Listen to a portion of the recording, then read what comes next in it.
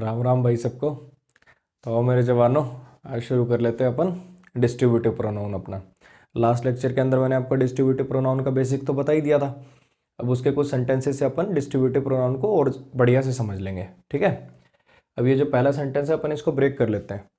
ये जो जो इसके अंदर कॉन्सेप्ट है ना, वो सारे सेंटेंस के थ्रू ही समझ में आ जाएंगे। वो कल मैंने मतलब लास्ट क्लास के अंदर अपने लिख तो लिया था ना, ईच, ईदर, नीदर आए, उसके बाद ऑफ आए तो नाउन प्लूरल आता है, वर्ब सिंगुलर आती है, क्यों आती है ये बता दिया था। और प्रिपोजिशन है, सिलेक्शन का काम करती है, जिनमें से सिलेक्ट करना है प्लूरल होंगे। ईच, ईदर, नीदर ये सब्जेक्ट बनेंगे तो वर्ब सिंगुलर आएगी। वो सारी बातें क्लियर हो चुकी हैं। अब इन सेंटेंसेस पे आ जाओ, चलो बात कर लेते हैं वो इसकी। अब मुझे बताओ कि मिस्टर वर्मा हैज़ 3 सन्स, इसमें मेन वर्ब क्या है? बताओ क्या है इसमें मेन वर्ब? इसमें मेन वर्ब है हैज़, ठीक है। क्या है इसमें मेन वर्ब? हैज़।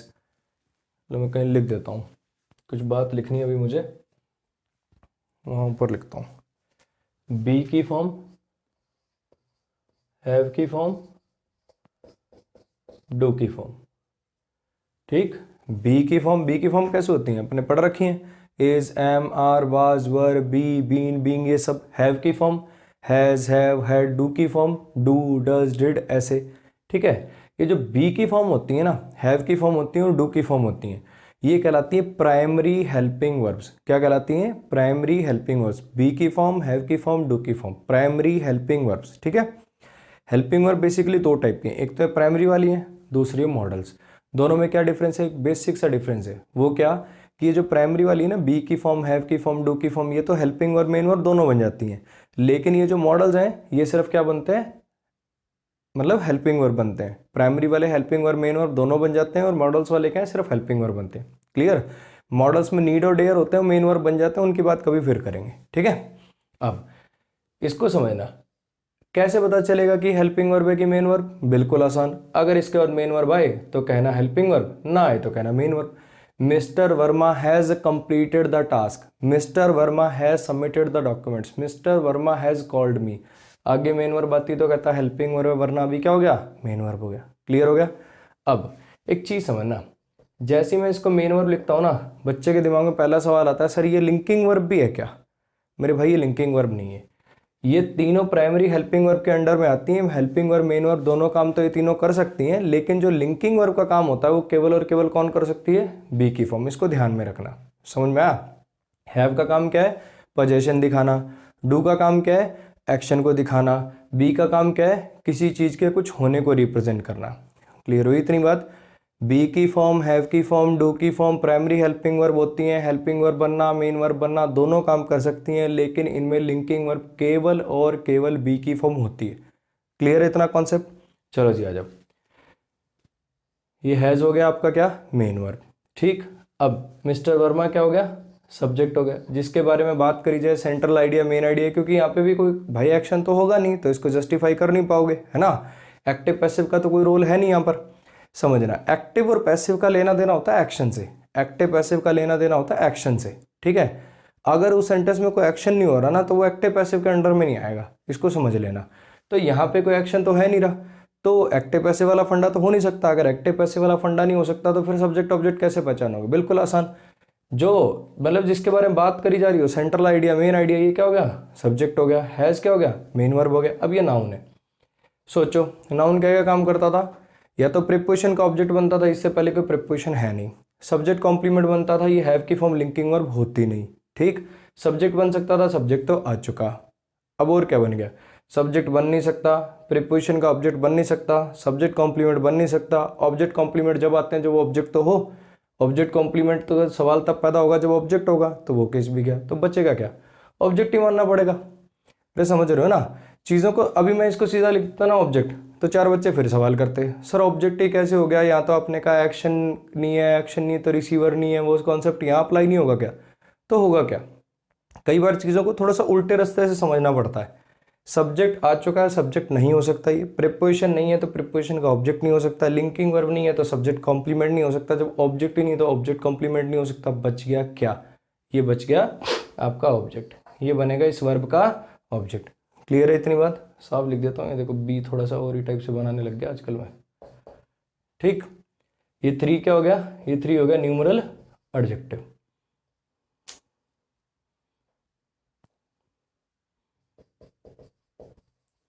ठीक है। अब बट क्या हो गया आपका, कंजंक्शन हो गया। ये नीदर क्या हो गया, प्रोनाउन है, सब्जेक्ट नंबर 2 हो गया। ऑफ क्या है, प्रीपोजिशन है।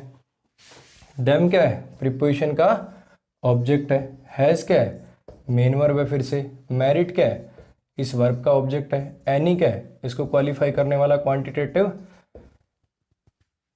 एडजेक्टिव है। क्लियर है, फिर से समझ लो। Mister Verma has 3 sons, subject main verb object numeral adjective, but हो गया कंजंक्शन, नीदर हो गया सब्जेक्ट ऑफ प्रीपोजिशन, ये इसका ऑब्जेक्ट, इस सब्जेक्ट को वर्ब जी, हैज इसकी मेन वर्ब है, हैज व्हाट मैरिट इसका ऑब्जेक्ट है, एनी इसको क्वालिफाई करने वाला क्वांटिटेटिव एडजेक्टिव है। इतनी कहानी क्लियर है। अब इस सेंटेंस का मीनिंग क्या है, मिस्टर वर्मा के 3 लड़के हैं, मिस्टर वर्मा के 3 लड़के हैं, लेकिन किसी के पास भी कोई मेरिट नहीं है, मतलब किसी के पास भी कोई अच्छा गुण नहीं है। इतनी कहानी क्लियर है।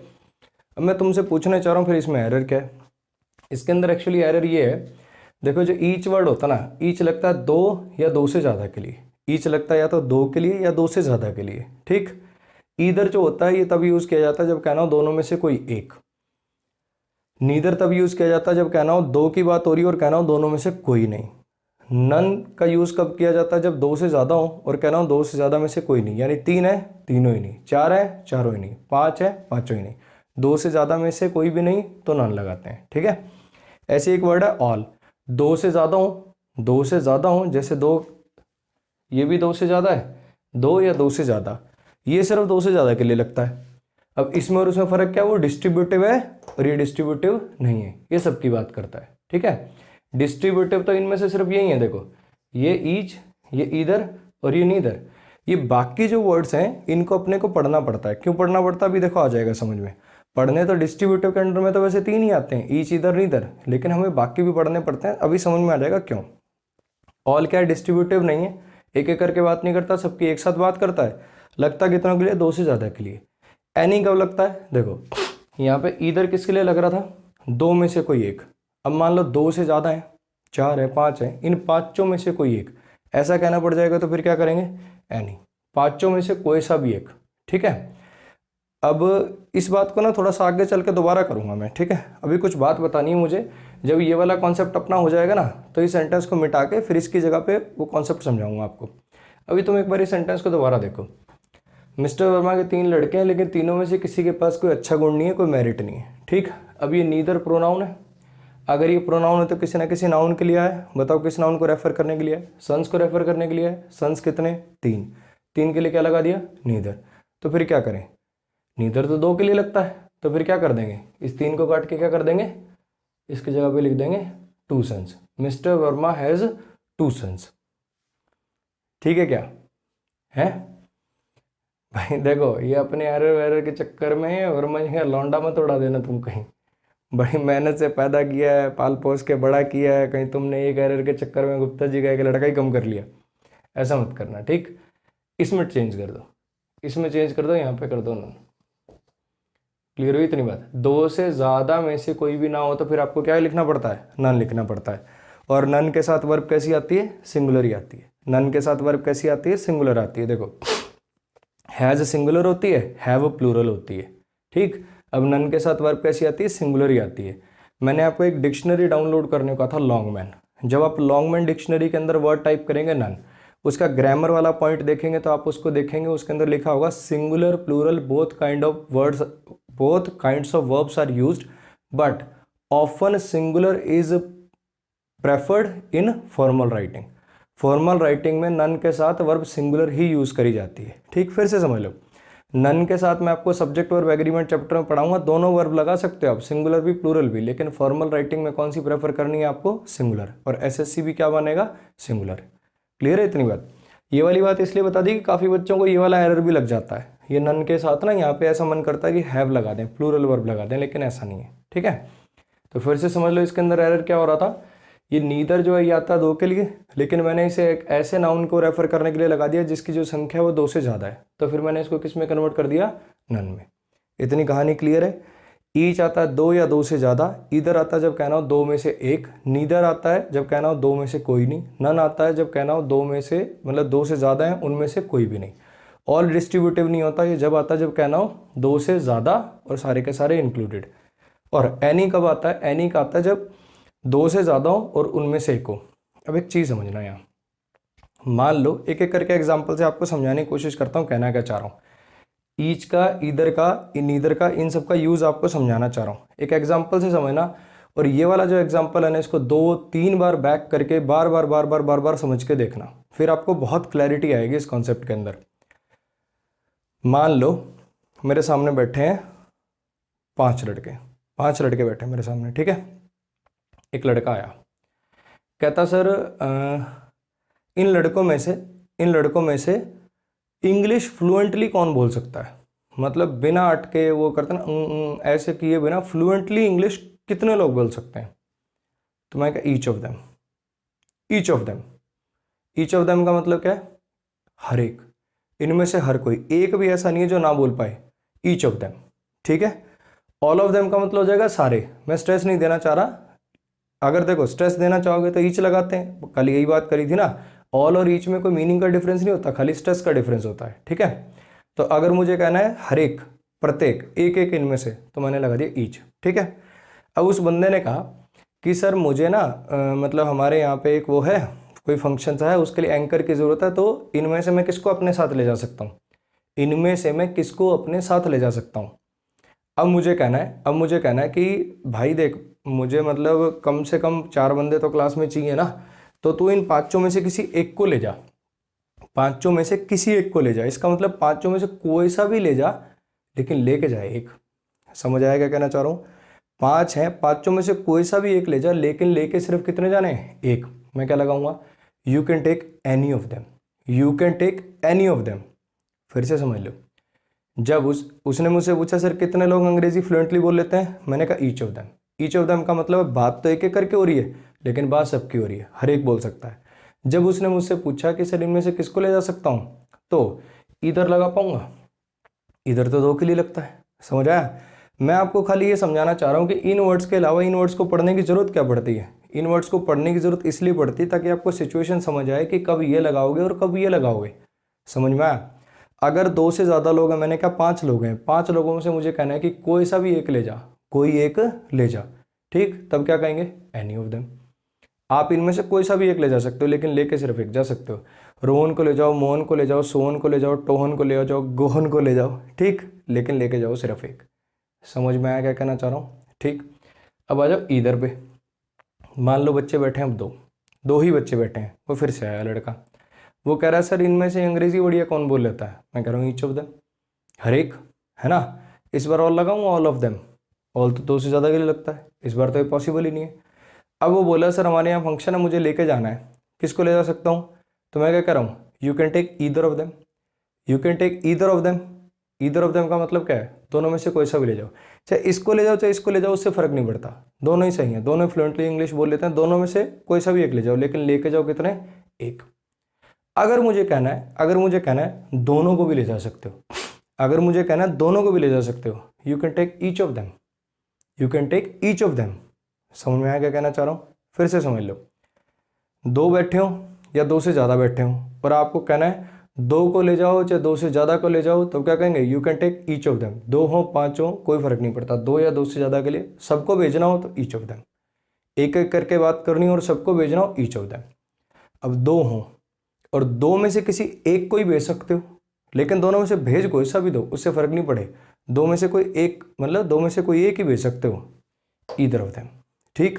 अब 2 से ज़्यादा हो, उनमें से कोई सा भी ले जाओ, कोई फर्क नहीं पड़ता, लेकिन भेजना सिर्फ एक, क्या लगाओगे, एनी ऑफ देम। समझ में आया। ईच और ऑल में क्या डिफरेंस होता है, समझ में आ ही गया, ये डिस्ट्रीब्यूटिव और ये डिस्ट्रीब्यूटिव नहीं है। ये 2 के लिए भी लग सकता है ईच, लेकिन ऑल 2 के लिए नहीं लग सकता, ऑल हमेशा 2 से ज़्यादा के लिए लगेगा। इतनी कहानी हुई क्लियर। तो इनसे मैंने आपको समझा दिया कि each, either, neither, any, all ये सब कब यूज़ होंगे, कहाँ यूज़ होंगे और इनमें क्या डिफरेंसेज हैं। इतनी चीज़ क्लियर है। चलो जी अब आगे बढ़ लेते हैं। अब इस सेंटेंस पे आओ, आपको करना है क्या, देखो ये वीडियो पॉज करके आपको जो वर्ड है ना बोथ, इस बोथ वर्ड को अपनी वो जो डिक्शनरी है ना लॉन्गमैन, उसमें टाइप करना है, ठीक है। जब आप इस बोथ को टाइप करोगे ना, तो नीचे ग्रामर पॉइंट में आपको दिखाएगा both is not used in negative clauses. Negative clauses में बोथ वर्ड का यूज नहीं करते, इसकी वजह नीदर वर्ड का यूज करते हैं।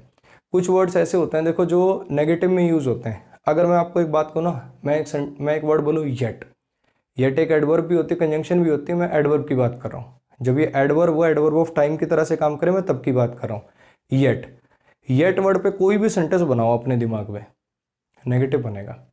He has not completed the task yet, they have not come yet, they haven't come yet, I haven't receive the parcel yet, she हैजेंट called me yet. समझ में आया क्या कहना चाह रहा हूँ? जब भी आप येट पे सेंटेंस बनाओगे नेगेटिव बन रहा है। क्यों? क्योंकि येट वर्ड ही एक ऐसा है, येट एक वर्ड ही ऐसा है जो नेगेटिव में यूज़ होता है। ऐसे ये बोथ एक ऐसा वर्ड है जो हमेशा पॉजिटिव में यूज़ होता है, इसको कभी भी हम नेगेटिव में यूज़ नहीं करते। एरर आया समझ में? ये जो सेंटेंस है ना, इससे मैं आपको कोई एरर नहीं समझा रहा हूँ, इससे मैं आपको ये बोथ वाला कॉन्सेप्ट समझा रहा हूँ, और उसके बेसिस पे एरर देखेंगे। आपका प्रीवियस ईयर एरर है और गजब का एरर है, ठीक। इस पे आएंगे अभी, एक बार इसको समझ लो।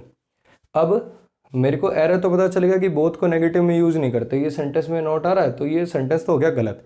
अभी क्या, ये बोथ सब्जेक्ट है और प्रीपोजिशन है, टीम्स इसका ऑब्जेक्ट है, हैव क्या है, हेल्पिंग वर्ब है, नॉट एडवर्ब ऑफ नेगेशन है, स्कोर्ड मेन वर्ब है, गोल इसका ऑब्जेक्ट है, एनी इसको क्वालिफाई करने वाला क्वांटिटेटिव एडजेक्टिव है, और येट क्या है आपका, एडवर्ब, एडवर्ब ऑफ टाइम।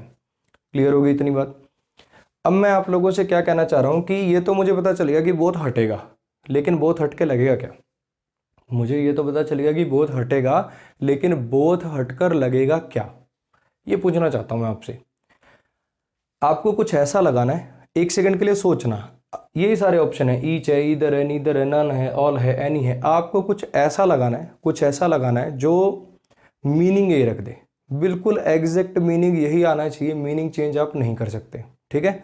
आप चाहे मतलब अगर मान लो आप इनमें से कोई नन लगाना चाहो, नेगेटिव वर्ड लगाना चाहो, तो आप नॉट हटाओ, हैज़ काट के हैव करो, टीम्स काट के टीम करो, आपकी मर्जी। मुझे बस एक ऐसा वर्ड लगा दो कि बोथ को नेगेटिव में यूज़ ना करना पड़े और जो इस सेंटेंस का मीनिंग है वही रह जाए। सोचो जरा, 2 सेकंड दिमाग पे जोर डालो और सोच के बताओ। चलो अब समझ लेते हैं। अब देखना, बोथ कितनों के लिए लगता है, 2 के लिए लगता है, यानी टीम कितनी रही होंगी, 2 रही होंगी। अब सोचो अगर मैंने ईच लगा दिया, ईच कितनों के लिए लगता, 2 या 2 से ज़्यादा। बच्चे कहेंगे सर 2 के लिए भी तो लगता है, तो मैं कहूँगा 2 से ज़्यादा के लिए भी तो लगता है। अगर मैंने बोथ काट के ईच लिख दिया यहाँ, तो पता चलेगा कि टीम कितनी है, 2 भी हो सकती हैं, लेकिन 2 से ज़्यादा भी तो हो सकती हैं। तो इसने तो मीनिंग चेंज कर दिया। ईच का तो मीनिंग 2 या 2 से ज़्यादा है, लेकिन मुझे तो 2 ही मीनिंग चाहिए। ईदर का मतलब क्या, 2 में से कोई एक। अगर यहाँ ईदर लिख दिया तो मतलब क्या हो जाएगा, 2 में से किसी एक टीम ने अभी तक गोल स्कोर नहीं किया, यानी दूसरी ने कर दिया। और मुझे कहना क्या था, दोनों ही नहीं की, दोनों ने ही नहीं किया। फिर से समझ लो, ईच क्यों नहीं लगा पाओगे, ईच इसलिए नहीं लगा पाओगे मेरे भाई, क्योंकि ईच लगा देने से यहाँ पे मीनिंग हो जाएगा 2 या 2 से ज़्यादा, लेकिन मुझे मीनिंग चाहिए एग्जैक्ट 2। ईदर इसलिए नहीं लगा पाएंगे क्योंकि ईदर का मीनिंग होता 2 में से कोई एक, और मुझे मीनिंग चाहिए दोनों ही नहीं। क्लियर है इतनी बात? नन यहाँ पे इसलिए नहीं लगा पाएंगे, नन लगता 2 से ज़्यादा के लिए, तो ये भी बाहर हो गया। एनी यहाँ पे इसलिए नहीं लगा पाएंगे, एनी लगता 2 से ज़्यादा में से कोई एक, ऐसा तो अपना सिचुएशन ही नहीं, अपनी सिचुएशन ही 2 के लिए। ऑल भी 2 से ज़्यादा के लिए लगता है, तो ये भी बाहर हो गया। तो फिर बचा क्या, बोलो क्या बचा? सिर्फ एक वर्ड बचा, नीदर।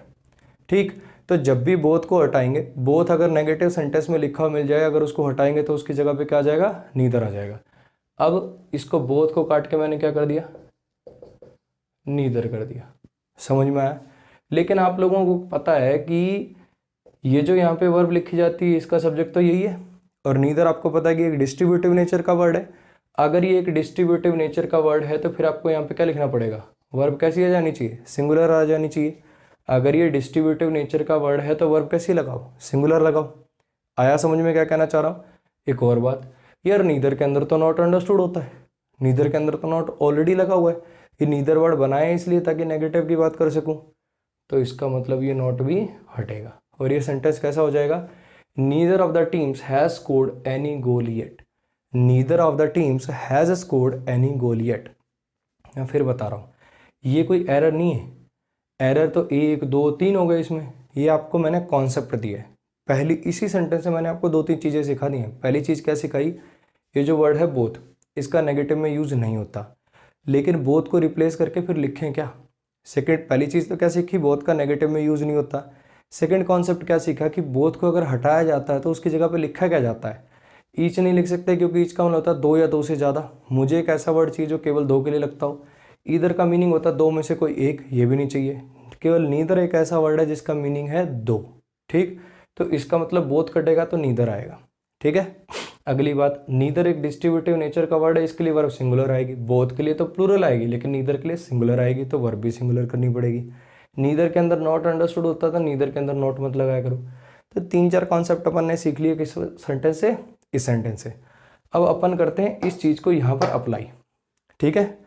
इसको यहाँ अप्लाई करने से पहले इस सेंटेंस को ना एक बार रीड करो, ठीक है, और मुझे इसका मीनिंग बताने की कोशिश करो। मैं फिर बता रहा हूँ, ये जो सेंटेंस है ना यार, ये मेरे को ना बहुत बार वेचेज़ में पढ़ाने में ना बहुत ऐसे वेचेज़ भी हैं जिसमें मुझे आधा आधा घंटा लग गया, ठीक है। ऑफलाइन वेचेज़ में कुछ टाइम ज़्यादा भी लगता है, मुझे ऐसा लगता है। आपके पास तो ऑप्शन है, आप बैक करके देख सकते हो, नहीं समझ में आएगा तो वहाँ तो जब तक मुझे एक एक बच्चे के चेहरे पे वो दिखेगा नहीं ना, हाँ सबको समझ में आ गया, तो मैं आगे बढ़ नहीं पाता। अब मैंने आज ही बात नोटिस करी, लास्ट क्लास में मैंने आपको पढ़ाया था, लास्ट क्लास के अंदर वो रिफ्लेक्सिव और एम्फेटिक है ना, वो आज ही दोपहर वाले बैच में पढ़ा के आया हूँ मैं। और भाई मैंने उसके अंदर क्या नोटिस किया कि मैंने आपको पिछली वीडियो में रिफ्लेक्सिव एम्फेटिक दोनों पढ़ा दिए, ठीक है। और क्लास के अंदर मैं ये मान के चलो आपकी रिफ्लेक्सिव भी पूरा बड़ी मुश्किल से ख़त्म कर पाया 5 मिनट एक्स्ट्रा लेके। ऐसा नहीं कि वहाँ पे सेंटेंस ज़्यादा थे, बस बात ये है कि ऑफलाइन के अंदर बहुत ज़्यादा टाइम लगता है ये जो लिखना रब करना। तो मेरे भाई समझना, ठीक है, आप टाइम वो कैलकुलेट किया करो जितने टाइम में आपको समझ में आ जाए। आप नोट भी कर लो तो आप पाओगे कि डेली आपकी 3 घंटे की क्लास हो रही है कम से कम। तो जितना मैं तो अपनी तरफ से फेंक रहा हूँ, पचाते रहना भाई इसको, और जैसे मैं कह रहा हूँ ना वैसे करना। अब मैं इस सेंटेंस को समझने के लिए बच्चे को 3 मिनट का टाइम देता हूँ कम से कम, और फिर हर एक बच्चे से, हाँ भाई तू बता इसकी हिंदी, तू बता भाई, तू बता। क्यों? क्योंकि जब तक इस सेंटेंस का मीनिंग नहीं पता होगा ना, तब तक इसका एरर कर देना आपके लिए बिल्कुल बेमाना है, कोई मतलब ही नहीं है उसका। तो आप सब भी क्या करो, इसका ट्राई करो एक बार, इसका मीनिंग मुझे सोच के बताओ कि इसका मीनिंग क्या होगा। सोचो एक बार। राहुल इज अ टीचर और an engineer if not both. आपको इसका मीनिंग बता देना मुझे। चलो जी, समझने की कोशिश करें। अब पहले एरर करा देता हूँ। एरर है तो बिल्कुल चुटकी का एरर है वो, तो होगा क्या, राहुल इज अ टीचर और an engineer if not both. Both का यूज नेगेटिव में नहीं होता, ये नॉट और बोथ दोनों कटेंगे और नीदर आ जाएगा। लो जी, एरर तो हो गया, लेकिन ये एरर आपके कोई काम का नहीं है अगर आपको इस सेंटेंस का मीनिंग ही ना पता चले। समझना, उसके लिए अपन इसको ब्रेक करते हैं और फिर इसका मीनिंग समझते हैं। राहुल सब्जेक्ट हो गया, इज मेन वर्ब हो गया, टीचर सब्जेक्ट कॉम्प्लीमेंट हो गया, और कंजंक्शन हो गया, और ये फिर से सब्जेक्ट कॉम्प्लीमेंट हो गया। कंजंक्शन से जुड़े हो ना भाई ये दोनों, ठीक। यहाँ तक इसका मीनिंग क्या निकला, राहुल या तो एक टीचर है या एक इंजीनियर है। राहुल या तो एक टीचर है या इंजीनियर है। क्लास के 90% बच्चे इस सेंटेंस का मीनिंग क्या बताते हैं मुझे, राहुल या तो एक टीचर है या इंजीनियर है या दोनों ही नहीं है। राहुल या तो टीचर है या इंजीनियर है या दोनों ही नहीं है। 90% बच्चे मुझे यही मीनिंग बताते हैं। एक चीज़ समझना हो मेरे साथ, राहुल एक टीचर है या एक इंजीनियर है। इस और का मतलब क्या है, यही मतलब है इसका। इसका मीनिंग क्या है, तुम मुझे क्या मीनिंग बता रहे हो, राहुल या तो एक टीचर है या एक इंजीनियर है या दोनों नहीं है। क्या इसका मीनिंग यह होता है। इफ से एक सेंटेंस बोल रहा हूं, ठीक है। If you come late I will inform your parents. If you come late I will inform your parents. अगर तुम लेट आए तो तुम्हारे घर वालों को बता दूंगा। यहाँ पे इफ का मीनिंग यह है क्या, या तुम लेट आए तुम्हारे घर वालों को बता दूंगा। अगर तुम लेट आए, यदि तुम लेट आए, समझ में आया। तो इस इफ का मीनिंग क्या होता है, इफ का मीनिंग होता है अगर। इफ एक कंजंक्शन होती है और इसका मीनिंग क्या होता है, इसका मीनिंग होता है अगर। इतनी कहानी क्लियर है। अगर इसका मीनिंग अगर है, इस इफ का मीनिंग अगर है, तो फिर सेंटेंस का मीनिंग क्या निकला, राहुल एक टीचर है या इंजीनियर है अगर, अगर दोनों नहीं। आया कुछ कुछ समझ में कि जो आप सोच रहे थे उससे हटके इसका मीनिंग। इस सिचुएशन को समझाता हूं मैं आपको कि सिचुएशन क्या है। एक लड़का है, क्लास में बिल्कुल नहीं पढ़ता, और मतलब पड़ोस का लड़का कह लो, तो मैं उसको क्या कर रहा हूँ, भाई कभी पढ़ लिख लिया कर यार, ठीक। दूसरों को भी तो देख ले, उस राहुल को देख, कितना बढ़िया लड़का है, दिन में टीचर का काम करता है, रात को मतलब या दिन में इंजीनियर का काम करता है, रात को ऑनलाइन कोचिंग देता है, ट्यूशनें पढ़ाता है, टीचर का भी काम करता है, वो दोनों काम करता है, तो कुछ तो जीवन में कर ले, कोई काम धंधा देख अपना। तो वो आगे से मुझे क्या कर रहा है, अरे रहने दो सर जी, मैं जानता हूँ उसको, घर से निकलता है ये कह के इंजीनियरिंग की नौकरी करने जा रहा हूँ, वहाँ पे किनारे पे बैठ के ताश खेलता हूँ, ठीक है। और जो आप ट्यूशनों वूशनों की बातें करो ना, कुछ नहीं करता सर वो लाइव आके चैटिंग करता और कुछ नहीं करता। तो मैं कह रहा हूँ भाई ऐसी बात नहीं, देख मैं बहुत बढ़िया से जानता हूँ उसको, ऐसा नहीं है, वो दोनों काम करता है। भाई बहस चलती रही, वो कह रहा दोनों ही काम नहीं करता, वो कह रहा ना तो वो टीचर है ना ही वो इंजीनियर है, मैं कह रहा हूँ वो दोनों है। हमारी बहस बढ़ती रही बढ़ती रही बढ़ती रही, तो लास्ट में फिर हार के मैंने उसको क्या कहा, मैंने कहा भाई देख सुन, राहुल या तो एक टीचर है या फिर एक इंजीनियर है, या तो एक टीचर है या फिर एक इंजीनियर, अगर दोनों नहीं है तो, अगर तू ये कह रहा है ना, अगर वो कह रहा है मतलब, अगर मतलब मेरे हिसाब से तो दोनों होने चाहिए थे, अगर तू कह रहा है दोनों नहीं है ना, तो कम से कम एक टीचर या इंजीनियर जरूर है। इस सेंटेंस का मीनिंग ये है, समझ में आया?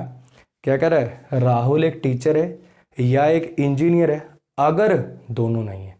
इसके अकॉर्डिंग तो दोनों था, क्या कह रहा है, अगर दोनों नहीं है तो, अगर दोनों नहीं है तो एक टीचर या इंजीनियर तो जरूर है। इस सेंटेंस का मीनिंग ये था। समझ में आया क्या कहना चाह रहा हूँ? फिर से समझना, आपको डेली डेली ऐसे ऐसे सेंटेंसेस कुछ ना कुछ पढ़ने सीखने समझने पड़ेंगे, ताकि जब पैसेज के अंदर ऐसी ऐसी बातें आती हैं तो आप उन चीज़ों को समझ पाओ, ठीक। फिर से समझ लो, राहुल टीचर है या एक इंजीनियर है, अगर दोनों नहीं है। समझ में आया क्या कहना चाह रहा हूँ? तो बेसिकली है क्या ना, इस इफ के बाद एक क्लॉज और था, इफ के बाद एक क्लॉज और भी था, उसका सब्जेक्ट भी राहुल है, उसके अंदर ये वर्ब इजी है, बस वो दोबारा लिखी नहीं गई। ये सेंटेंस कुछ ऐसा था, राहुल इज अ टीचर और an engineer if Rahul is not both. Basically if he is not both, अगर वह दोनों नहीं है तो। समझ में आया? तो बेसिकली है क्या ना, वो जो ही और इज है ना, वो ड्रॉप कर दिया, बात राहुल की हो रही है, वर्ब भी सेम है, तो दो दो बार लिखने की जरूरत नहीं है, ठीक। या तो आप इसको ऐसा समझ लो, या तो आप इसको ऐसा समझ लो कि वो ही और इज ड्रॉप हो गया, या आप इसको ऐसा समझ लो, टीचर सब्जेक्ट कॉम्प्लीमेंट है और कंजंक्शन है, इंजीनियर सब्जेक्ट कॉम्प्लीमेंट है, ये कंजंक्शन है, और यहाँ जो लिखोगे वो भी सब्जेक्ट कॉम्प्लीमेंट बन जाएगा। ये दो तीन चीज़ें हैं, दो कंजंक्शन से जोड़ी हैं, यहाँ पे या मीनिंग चाहिए और यहाँ पे अगर मीनिंग चाहिए, ऐसा समझना, ऐसा समझ लो, कोई भूचाल नहीं आने वाला। लेकिन असली बात यही है कि इफ़ के बाद वो ही और इज इसने ड्रॉप कर रखे हैं। समझ में आया? आगे चल के और पढ़ेंगे ऐसे सेंटेंसेस जिसमें ये सब्जेक्ट और वर्ब को ड्रॉप कर देते हैं, अगर सब्जेक्ट और वर्ब पहले से ही सेम हो, ठीक। पढ़ेंगे ऐसे सेंटेंसेस, अभी लोड लेने की जरूरत नहीं है। बेसिकली है क्या, ये नॉट और बोथ दोनों को काट के अपने को क्या लिखना पड़ेगा, अपने को लिखना पड़ेगा नीदर, ठीक है। फिर से समझ लो, राहुल इज अ टीचर और an engineer if not both. अब ये तो आपको पिछले सेंटेंस में क्लियर हो गया था कि बोथ का यूज नेगेटिव में नहीं होगा, तो मैंने नॉट और बोथ दोनों काट के लिख दिया नीदर। लेकिन इस सेंटेंस का मीनिंग भी तो समझ में आना चाहिए, राहुल एक टीचर है या इंजीनियर है, अगर दोनों नहीं है तो। मेरे हिसाब से तो दोनों ही है, अगर दोनों नहीं मान रहा ना भाई तू, तो दोनों में से एक जरूर है। इस सेंटेंस का मीनिंग कुछ ऐसा है। समझ में आया? फिर से देख लो, पहले सेंटेंस में गलती क्या हुई कि नीदर का यूज तो दो के लिए होता, हमें दो से ज्यादा के लिए चाहिए, तो यहाँ ना आएगा। दूसरे में आपको क्या समझाया कि बोथ एक ऐसा वर्ड है जिसका यूज नेगेटिव में नहीं होता, एक ऐसा वर्ड लिखना था जो बिल्कुल बोथ वाला मीनिंग कन्वे करे, यानी दो के लिए ही आए, वो है नीदर। लेकिन नीदर लिखने के बाद वर्ब सिंगुलर आ जाती है और नीदर के साथ नॉट नहीं आता। क्लियर? और ये वाला सेंटेंस हमने काफ़ी बार डिस्कस कर ही लिया, तो आप एक बार इस सारे को नोट कर लो और फिर मैं मिलता हूँ आपके साथ नेक्स्ट प्रोनाउन के साथ। ठीक मेरे भाई, इसको नोट कर लो अच्छे से। आओ भाई, अभी ये डेमोन्स्ट्रेटिव को देख लेते हैं, ठीक है। डेमोन्स्ट्रेटिव को समझने के लिए, डेमोन्स्ट्रेटिव देखो, आपको ये तो पता ही है कि डेमोन्स्ट्रेटिव हैं कौन से हैं भाई डेमोन्स्ट्रेटिव, बताना जरा। दिस, दैट, दीज और दोज, ये तो आप जानते हैं, हाँ क्या ना, पढ़ाए थे मैंने ये। दिस, दैट, दीज, दोज, ये वर्ड क्या होते हैं, प्रोनाउन भी हो जाते हैं, एडजेक्टिव हो जाते हैं। कैसे पहचाना करते थे इनको, प्रोनाउन है कि एडजेक्टिव? बिल्कुल आसान, अगर इसके बाद नाउन आए तो कह देते थे कि एडजेक्टिव है, ना आए तो कह देते थे प्रोनाउन है। ये दिस और दैट किसके लिए लगते हैं, सिंगुलर के लिए। दीज और दोज किसके लिए लगते हैं, प्लूरल के लिए। कब दिस लगाते हो, कब दैट लगाते हो, पास वाली चीज के लिए दिस, दूर वाले के लिए दैट, पास वालों के लिए दीज, दूर वालों के लिए दोज। ठीक है, तो ये तो अपने ने पहले पढ़ रखा है। अब इस सेंटेंस की बात करते हैं। ठीक है, इसको पहले तो एक चीज़ समझना है, इसको ब्रेक करने के लिए ना अपने को 2-4 चीज़ें और जाननी पड़ेंगी, तभी हम इस सेंटेंस को ब्रेक कर पाएंगे। आ जाओ पहले वो 2-4 चीज़ें जान ही लेते हैं। हम इस सेंटेंस को ब्रेक करने की कोशिश करते हैं। राजेश क्या है? सब्जेक्ट है। इज क्या है? मेन वर्ब है। टॉलर क्या है? एडजेक्टिव है। काम सब्जेक्ट कॉम्प्लीमेंट क्या है? Tall, taller, tallest, brave, braver, bravest, wise, wiser, wisest, ये सब क्या होते हैं? जिनकी ई आर और ई एस टी लगा के जो डिग्री चलती है, ये सब क्या होते हैं? एडजेक्टिव होते हैं। अब समझना, आगे चल के प्रोनाउन के मिसलिनियस में मैं आपको एक बात पढ़ाऊंगा कि कंपैरिजन करते समय ये ध्यान रखा जाता है कि सब्जेक्ट का सब्जेक्ट से कंपैरिजन और ऑब्जेक्ट का ऑब्जेक्ट से कंपैरिजन हो। ठीक, कंपैरिजन जो होता है हमेशा समान चीज़ों में किया जाता है, सब्जेक्ट का सब्जेक्ट से, ऑब्जेक्ट का ऑब्जेक्ट से। अब मुझे बताओ कि लिंकिंग वर्ब के केस में ऑब्जेक्ट होते हैं क्या? लिंकिंग वर्ब के केस में तो होते ही सब्जेक्ट कॉम्प्लीमेंट है, ऑब्जेक्ट तो होता ही नहीं। तो मुझे बताओ कि राजेश का कंपैरिजन होना है, इसका मतलब यहाँ पे देखो आई सब्जेक्टिव केस है और मी ऑब्जेक्टिव केस है। ठीक है, अब मैं बस कहना इतना चाहता हूँ, सीधी सी बात इतनी आपको ध्यान में रखनी है कि जब कंपैरिजन किया जाता है तो सब्जेक्ट का सब्जेक्ट से कंपैरिजन किया जाता है और ऑब्जेक्ट का ऑब्जेक्ट से कंपैरिजन किया जाता है। अब तुम मुझे बस इतना बता दो कि राजेश सब्जेक्ट है, ऑब्जेक्ट लिंकिंग वर्ब के केस में होता नहीं, तो यहाँ पे क्या लगाऊँ? आई के मी, ऑब्वियसली क्या लगाना पड़ेगा? आई लगाना पड़ेगा। ठीक है, इसीलिए आपने एक रूल पढ़ रखा होगा कि देन के बाद सब्जेक्टिव केस आते हैं, मी नहीं आई आता है, हिम नहीं ही आता है। ठीक, ये रूल भी हमेशा वैलिड नहीं होता, आगे चल के पढ़ेंगे, बताऊंगा इसको बहुत डिटेल में, लेकिन अभी के लिए सिर्फ इतना ही। प्रोनाउन के मिसलिनियस में इस बात को बहुत डिटेल में पढ़ेंगे। राजेश इज टॉलर देन, ये देन यहाँ पे क्या काम कर गया? कंजंक्शन का। ठीक, और यहाँ पे आ गया सब्जेक्ट। अब एक चीज़ समझना, Rajesh is taller than I, यहाँ पे सब्जेक्टिव केस लिख दिया। एक छोटी सी बात आप जानते हो कि कोई ऐसी वर्ब नहीं हो सकती जिसका सब्जेक्ट ना हो, तो ये बात भी तो ऑब्वियस है कि कोई ऐसा सब्जेक्ट नहीं हो सकता जिसकी वर्ब ना हो। फिर से समझना, पढ़ रखा हमने कि कोई ऐसा सेंटेंस नहीं हो सकता जिसमें वर्ब ना आए, और कोई ऐसी वर्ब नहीं हो सकती जिसका सब्जेक्ट ना हो। तो इसका रिवर्स भी तो ट्रू होगा ना, कि कोई ऐसा सब्जेक्ट नहीं हो सकता जिसकी वर्ब ना हो। तो यहाँ पे ये जो वर्ब है इसका सब्जेक्ट है, और यह कह लो ये सब्जेक्ट की वर्ब है। तो मुझे बताओ इस सब्जेक्ट की वर्ब कहाँ है? वो वर्ब हो गई अंडरस्टूड। यहाँ पे एक एम वर्ब अंडरस्टूड हो गई। Rajesh is taller than I am, Rajesh is taller than I am, जितना मैं लंबा हूं राजेश उससे ज़्यादा लंबा है। इतनी बात आ गई समझ में? अब ब्रेक करना है इसको, एक बार फिर से समझ लो। Rajesh is taller than I oblique me. ठीक, इसमें आई लगता है, क्यों लगता है आई? क्योंकि कंपैरिजन हमेशा सेम केसेस में होता है, सब्जेक्ट का सब्जेक्ट से, ऑब्जेक्ट का ऑब्जेक्ट से। ठीक, तो राजेश की तुलना हो रही है, इसका मतलब सब्जेक्ट की तुलना हो रही है, सब्जेक्ट की तुलना हो रही है तो सब्जेक्ट से होगी, तो सब्जेक्टिव केस आ जाएगा। अब नेक्स्ट बात क्या थी कि ये सब्जेक्टिव केस तो आपने लगा दिया, इसका मतलब एक क्लॉज तो उधर हो गया, क्योंकि जितने नंबर ऑफ सब्जेक्ट होंगे उतनी नंबर ऑफ वर्ब भी होंगी, और सब्जेक्ट वर्ब के पेयर को क्लॉज कहते हैं, तो उन्हें जोड़ने के लिए कंजंक्शन चाहिए। लो जी, ये देन कंजंक्शन हो गया। ठीक है, नेक्स्ट बात, अब मैं कहना चाह रहा हूँ अगर ये सब्जेक्ट आया तो इसकी वर्ब भी जरूर आएगी, वो वर्ब है एम, ये हो गई अंडरस्टूड। ठीक है, कहने का मतलब ये जो लिंकिंग वर्ब है इसको मैंने अंडरस्टूड कर दिया। आप ऐसा लिख दोगे तो कोई भूचाल नहीं आ जाएगा। Rajesh is taller than I, इतना लिख के छोड़ दोगे तो भी ठीक है। Rajesh is taller than I am, am लिख दोगे तो भी ठीक है, गलत नहीं होता ये। बस क्या होता है, ये चीज़ अंडरस्टूड हो जाती है तो इसको लिखने की ज़रूरत नहीं पड़ती। बहुत सारी केसेस हैं जहाँ आपको लिखना भी पड़ता है, बताऊंगा मैं कौन सी ऐसी केसेस हैं जिसमें आप इसको अंडरस्टूड नहीं मान सकते। अभी मैं क्या कर रहा हूँ, देखो बात क्या थी ना, मैं ये भी कह सकता था कि इस सेंटेंस को भी ब्रेक मत करो, बाद में कराऊंगा। ठीक है, लेकिन फिर ना बच्चे के मन में डाउट आने शुरू हो जाते हैं, यार 4 लेक्चर पढ़ाए उनमें तो ब्रेक करके पढ़ाया, और फिर ये चौथा 5वां लेक्चर आया तो फिर इसके अंदर ब्रेक करके पढ़ाना छोड़ दिया, वैसे ही पढ़ेंगे। ठीक है, अभी इसमें जो और डाउट मन में डाउट और हो रहा है ना, और गहराई में जाने का मन कर रहा है, बस उसके लिए भी मना कर रहा हूँ, वो आगे चल के क्लियर हो जाएगा। ठीक है, फिर से समझ लो, Rajesh is taller than I am, comparison subject subject का सब्जेक्टिव केस आ गया, सब्जेक्ट आया तो वर्ब जरूरी है, इसका मतलब ये वर्ब और ये वर्ब अंडरस्टूड है। क्लियर, एक तो कॉन्सेप्ट ये हो गया। दूसरा कॉन्सेप्ट इसको ब्रेक करने के लिए आपको इसको समझना पड़ेगा। मुझे बस तुम इतना बता दो कि इनकी मीनिंग क्या है। आई एम मैरिड का क्या मीनिंग होता है? देखो एक चीज समझना, इसको ना अभी अगर मैं आपको कहूँगा तोड़ के दिखाओ, ब्रेक करके दिखाओ, तो बच्चा इसको ऐसे तोड़ेगा। देखो आई क्या हो गया? सब्जेक्ट हो गया, एम क्या हो गया? हेल्पिंग वर्ब हो गया, और मैरिड क्या हो गया? मेन वर्ब हो गया।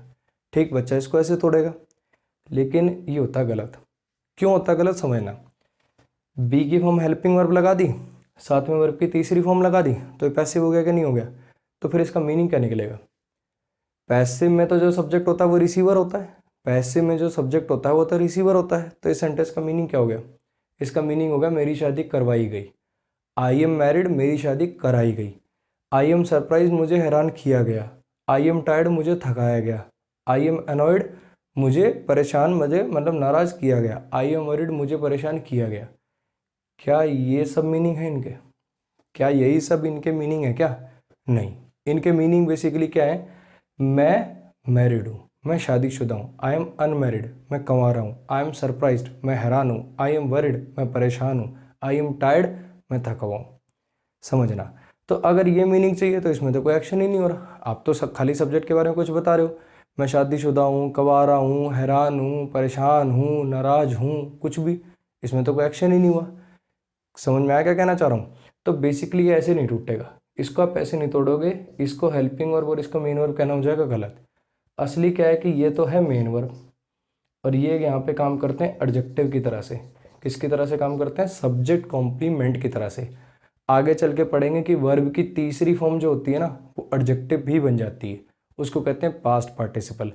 देखो मैं फिर बता रहा हूँ, चाहता तो लिख सकता था, अभी इसको ब्रेक नहीं करेंगे। मैं हिंदी विंदी मीनिंग मीनिंग से उसको बहुत बढ़िया समझा देता, लेकिन मैं चाहता हूँ कि पहले से ही क्लैरिटी आए, कुछ भी छोड़ने मन में आपके डाउट नहीं आए किसी भी चीज़ को लेके। ठीक है, कि सर ने ये सेंटेंस ब्रेक क्यों नहीं कराया, क्या बात है, परेशान रहो, मैं वो नहीं चाहता। लेकिन इससे आगे और डिटेल में अभी आज ही पास्ट पार्टिसिपल पढ़ाने लग जाऊँ तो वो चीज़ देखो पॉसिबल नहीं है। ठीक, उसके लिए टाइम लगेगा अपने को। फिर से समझ लो, Rajesh is taller than I, ये तो हो गया था, सॉरी। I am married. अब अगर इसको पैसे तोड़ दिया तो इसका मीनिंग हो जाएगा मेरी शादी कराई जाती है, मुझे परेशान किया जाता है, मुझे थकाया जाता है, मुझे नाराज़ किया जाता है, मुझे परेशान किया जाता है ना, का मीनिंग होता है नाराज़ होना। ठीक है। अब लेकिन क्या इनके मीनिंग है। इतनी तो हिंदी अंग्रेजी जानते होगे ना यार। आई एम मैरिड का मतलब क्या होता है, मेरी शादी करवाई जाती है कि मैं शादीशुदा हूँ। आई एम मैरिड, मैं शादीशुदा हूँ। आई एम मैरिड अनमैरिड, मैं कंवारा हूँ। आई एम टायर्ड, मैं थका हुआ हूँ। एक्शन तो हुआ नहीं, एक्शन हुआ नहीं तो इसका मतलब ये एक्टिव पैसिव तो हो ही नहीं सकता। क्या बताता है, एक्टिव पैसिव का लेना देना एक्शन से। अगर एक्शन ही नहीं होगा तो एक्टिव पैसिव का तो सवाल ही पैदा नहीं। तो इसका मतलब ये क्या है, ये लिंकिंग वर्ब है। ये लिंकिंग वर्ब और ये कॉम्प्लीमेंट है, सब्जेक्ट कॉम्प्लीमेंट की तरह से काम कर रहा है एडजेक्टिव। इतनी कहानी क्लियर है। अब समझते हैं अपन इसको, आ जाओ। अब ये एयर क्या हो गया अपना, सब्जेक्ट हो गया। ऑफ क्या हो गया, प्रीपोजिशन हो गया। दिल्ली क्या हो गया इसका, ऑब्जेक्ट हो गया। इज क्या हो गया, देखो मेन वर्ब हो गया। ये कॉन्सेप्ट यहाँ समझाने के लिए लिखा है। मुझे बस इतना बता दो इस सेंटेंस का मीनिंग क्या है। The air of Delhi is more polluted than Mumbai. Delhi की जो हवा है वो ज़्यादा प्रदूषित है मुंबई से। दिल्ली की जो हवा है वो ज़्यादा प्रदूषित की गई है मुंबई से, की है। पैसिव मीनिंग चाहिए कि ना एक्टिव ना पैसिव, सिर्फ बता रहे हो दिल्ली की हवा प्रदूषित है। ऑब्वियसली दिल्ली की हवा ज़्यादा प्रदूषित है, ज़्यादा प्रदूषित की गई है नहीं, ज़्यादा प्रदूषित है। क्योंकि अगर पैसिव लिखना होता तो यहाँ पे कोई डूअर भी लिखा होता।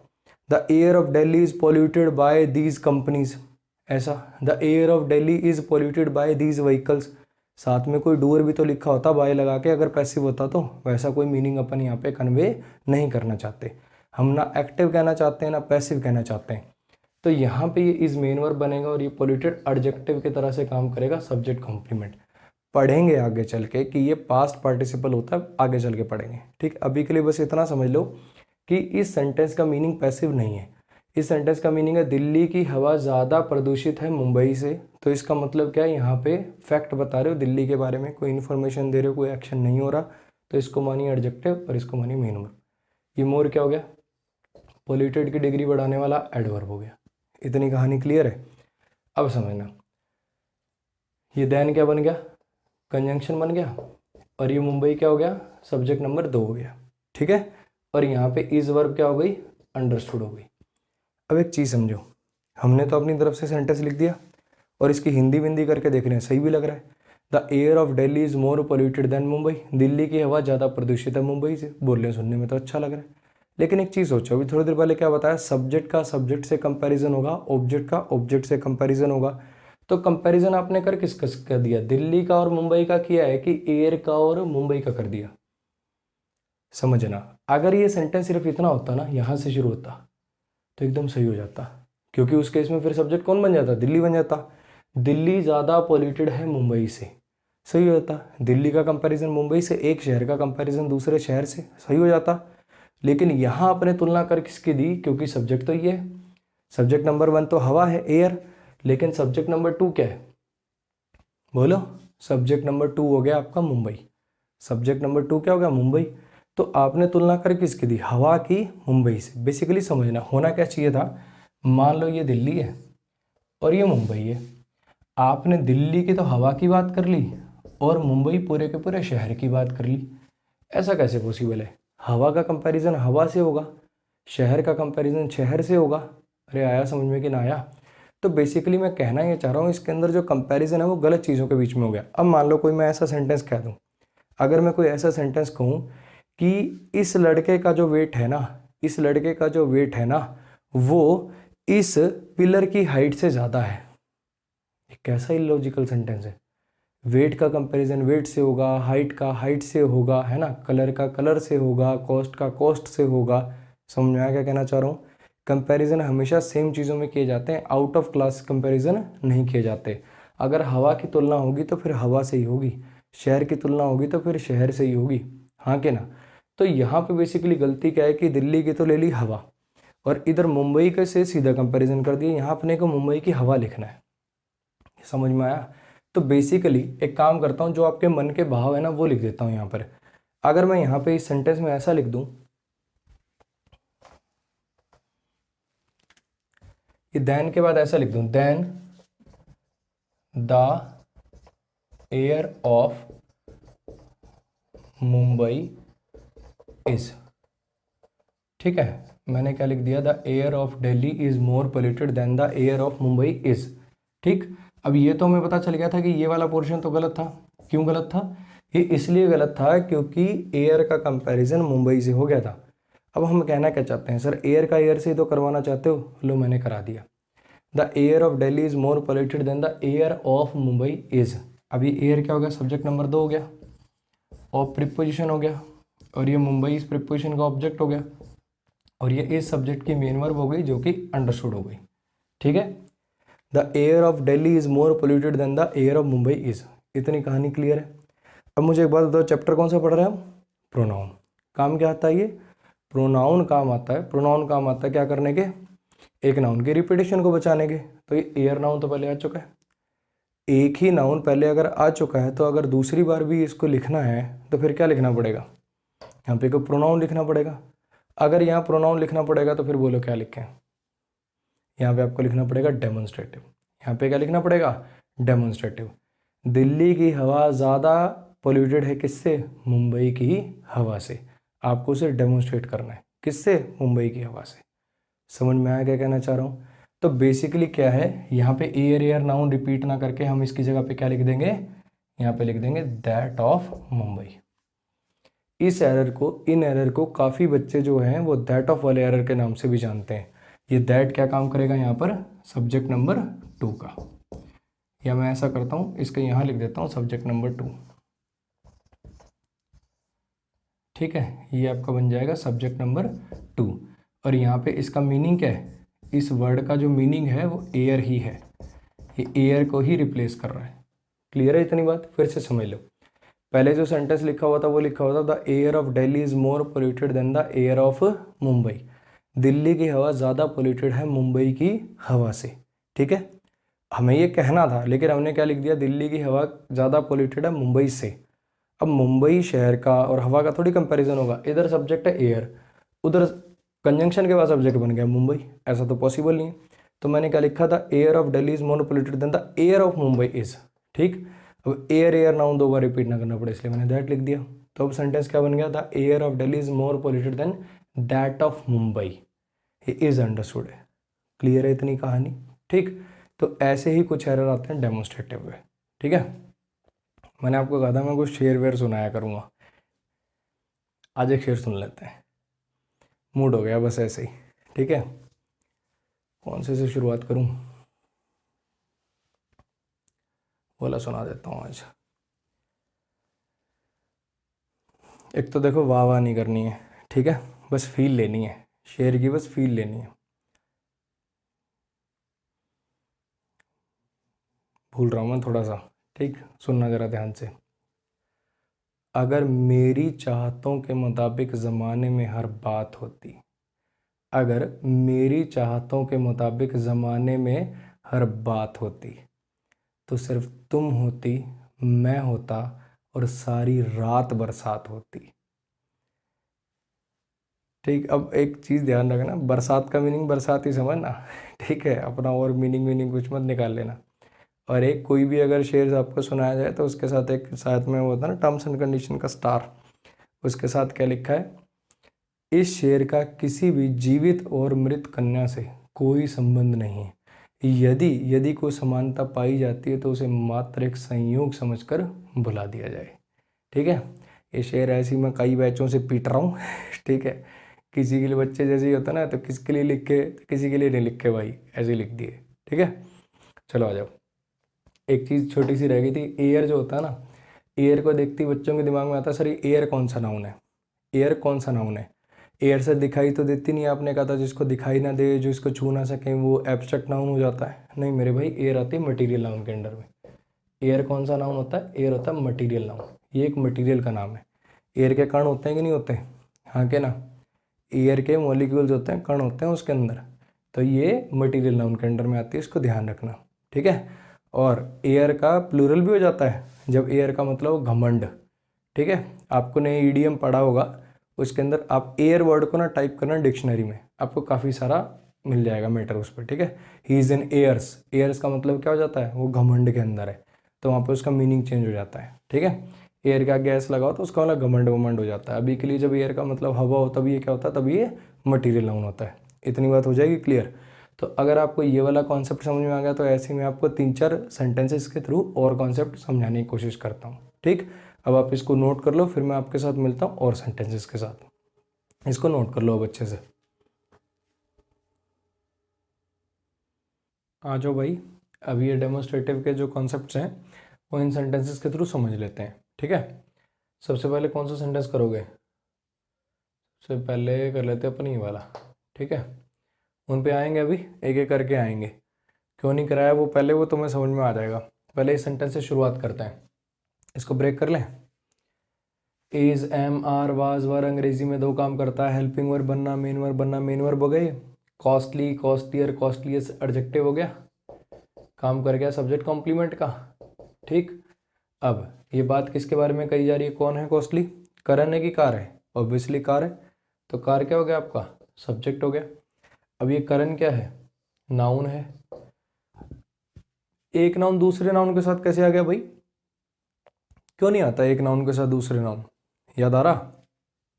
ऐसा हमने पढ़ा था कि एक नाउन के साथ दूसरा नाउन, एक प्रोनाउन के साथ नाउन नहीं आते। क्यों नहीं आया करते थे, वो इसलिए नहीं आया करते थे, वो इसलिए नहीं आते थे, क्यों, क्योंकि अगर दो दो नाउन साथ में लिख दोगे तो दोनों के दोनों एक ही वर्ब के सब्जेक्ट बनना चाहने लग जाएंगे, और वो चीज़ पॉसिबल नहीं है।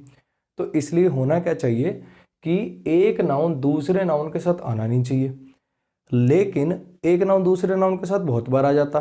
ऐसा क्यों होता है, वहाँ पे वो नाउन का फंक्शन कर ही नहीं रहा होता। यहाँ पे क्या ये नाउन के फंक्शन कर रहा है, नाउन के फंक्शन तो वही है आपके, सब्जेक्ट बनना, ऑब्जेक्ट बनना, प्रीपोजिशन का ऑब्जेक्ट बनना, वो सब है। क्या ये नाउन का फंक्शन परफॉर्म कर रहा है यहाँ पे, नहीं। यहाँ पे फंक्शन परफॉर्म किसका कर रहा है, यहाँ पे फंक्शन परफॉर्म कर रहा है इसका एडजेक्टिव का। इसका पार्ट्स ऑफ स्पीच क्या, नाउन, टाइप क्या, प्रॉपर, केस क्या, पॉजेसिव, और इसके काम कौन से, इसके काम है एडजेक्टिव वाले। अरे आया समझ में, इसको एडजेक्टिव, इसका पार्ट्स ऑफ स्पीच बोल मत देना, इसका एक्शन है एडजेक्टिव वाला। क्लियर हो गई इतनी बात। चलो जी, अब आपको पता है कि करण की गाड़ी की तुलना करनी, ये देन क्या हो गया आपका, कंजंक्शन हो गया।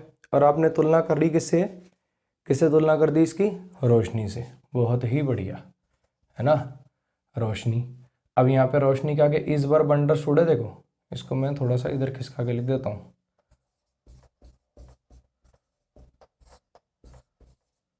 बेसिकली यहाँ पे इस बार वंडर स्टूड है, इतना तो समझ गए ना तुम कि करण की गाड़ी ज़्यादा कीमती है किससे, करण's कार इज कॉस्टलियर देन रोशनी। अब तुमने कह दिया कि करण की गाड़ी ज़्यादा कीमती है किससे, रोशनी से। ये क्या लिख दिया भाई, रोशनी देखा, मतलब रोशनी को देखा अभी तुमने, नहीं देखा ना, तो फिर कैसे कह दिया? समझो मेरे भाई, गाड़ी की कीमत की तुलना इंसानों से होगी क्या? नहीं होगी। क्लियर हुई इतनी बात? तो बेसिकली गाड़ी की कीमत नहीं है, ये गाड़ी की तुलना है। ये कार का जो कंपैरिजन है, यहाँ पे सब्जेक्ट कार है तो वहाँ पे भी आपको सब्जेक्ट कार को ही बनाना पड़ेगा। देन के बाद भी सब्जेक्ट क्या बनना चाहिए? कार ही बनना चाहिए। अब मैंने ऑप्शन लिखे हैं ए बी सी और डी, ठीक है। ये ऊपर वाले सेंटेंस, इस सेंटेंस के लिए भी यही सेम 4 ऑप्शन है और इस सेंटेंस के लिए भी यही सेम 4 ऑप्शन है। सीधी सी बात समझना, अगर उधर सब्जेक्ट कार है, तुलना करनी है, तो इधर भी सब्जेक्ट कार बन जाना चाहिए। अब वो कैसे बनेगा? क्या लिखने से? दैट ऑफ रोशनी लिखने से। ये दैट ऑफ कब लगाया करते थे भाई? ये दैट ऑफ तो तब लाया करता था जब इधर किसी चीज़ के सब्जेक्ट, मतलब जैसे हमने लिखा था air of Delhi, the air of Delhi, Delhi का पोजीशन बना रखा था एयर पे, हाँ कि ना? एक चीज़ समझना, यहाँ पे करंस कार है, इसमें भी पोजीशन बना हुआ है ना? द एयर ऑफ दिल्ली था, वहाँ भी ऑफ पोजीशन बना रहा था। ऑफ प्रेपोजिशन दो काम करती है, सिलेक्शन का, पोजीशन का, याद है ना भाई? पिछले लेक्चर में तो हमने डिस्कस किया। द एयर ऑफ दिल्ली लिख दूं तो क्या हो गया? दिल्ली की हवा। करंस कार लिख दूं तो करण की गाड़ी। नॉन लिविंग थिंग का पोजीशन ऑफ से बनाते हैं और लिविंग थिंग का जनरली अपोस्ट्रोफी एस से बनाते हैं। ये जो अपोस्ट्रोफी एस लिखा हुआ ना, ये लिविंग थिंग का पोजीशन बनाता है। लिविंग थिंग का ऑफ से बना दो तो भी सही होता है, प्रेफर हम अपोस्ट्रोफी एस को करेंगे। फिर से समझ लो, लिविंग थिंग का पोजीशन यानी अधिकार दूसरी चीज पर बनाने के लिए अपोस्ट्रोफी एस का यूज करते हैं। ऑफ का भी कर लो तो गलत नहीं होता, लेकिन नॉन लिविंग का जनरली हम ऑफ से ही बनाते हैं, उसमें अपोस्ट्रोफी एस गलत हो जाता है। क्लियर है इतनी बात? तो मैं कहना आप लोगों से ये चाह रहा हूँ, अगर इधर करंट की बात हो रही है तो उधर भी करंट की बात होगी, सॉरी मतलब किसी न किसी कार की बात होगी, या रोशनी कार की बात होगी, यानी रोशनी का गाड़ी पर पोजीशन बनाना पड़ेगा। करण की गाड़ी कीमती है रोशनी की गाड़ी से, तो रोशनी का गाड़ी पर पोजीशन बनाना पड़ेगा। अब एक कॉन्सेप्ट होता है पैरेललिज्म। एक सेंटेंस सुनना जरा, Rahul likes singing and dance, या फिर राहुल लाइक्स पेंटिंग एंड सिंग। कुछ गड़बड़ सी नहीं लग रही सर? या तो ऐसा लिखो Rahul like painting and singing, या फिर ऐसा लिखो Rahul likes to paint and sing. समझ में आया? इसको बोलते हैं पैरेललिज्म। यानी जो स्ट्रक्चर है ना, उसमें पैरेललिज्म होना चाहिए, है ना? अटपटा नहीं लगना चाहिए वो स्ट्रक्चर। तो बेसिकली यहाँ पे भी वही फंडा है। अगर इधर आपने अधिकार बनाने के लिए अपोस्ट्रोफी एस का यूज कर रखा है, तो इधर भी अधिकार बनाने के लिए किसका यूज होगा? अपोस्ट्रोफी एस का ही यूज होगा। तो दैट ऑफ वाले तो ऑप्शन ही बाहर हो गए। ये दैट ऑफ वाले जो ऑप्शन है ये लीग से बाहर हो गए। अब बचे क्या अपने पास? ये दो बचे। एक में है लिखा रोशनीज अकेला और एक में लिखा है रोशनीज कार। तुलना में करनी किसकी थी? करण की गाड़ी कीमती है रोशनी की गाड़ी से। दूसरा सब्जेक्ट क्या होना चाहिए? कार ही होना चाहिए। रोशनी तो अपोस्ट्रोफी एस लग के एडजेक्टिव की तरह से बिहेव करने लग जाएगा, ये तो आ गया समझ में।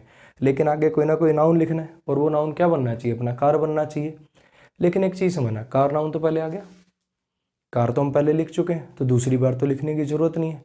समझना मेरे भाई, रोशनीज और रोशनीज कार दोनों ही सही हैं, दोनों ही सही हैं, लेकिन हम प्रेफर करेंगे रोशनीज को, क्योंकि कार नाउन आप पहले लिख चुके हो। इतना भी लिख के छोड़ दोगे तो वो कार अंडरस्टूड हो जाएगा, पता चल जाएगा कि कार की तुलना कार से ही करनी है।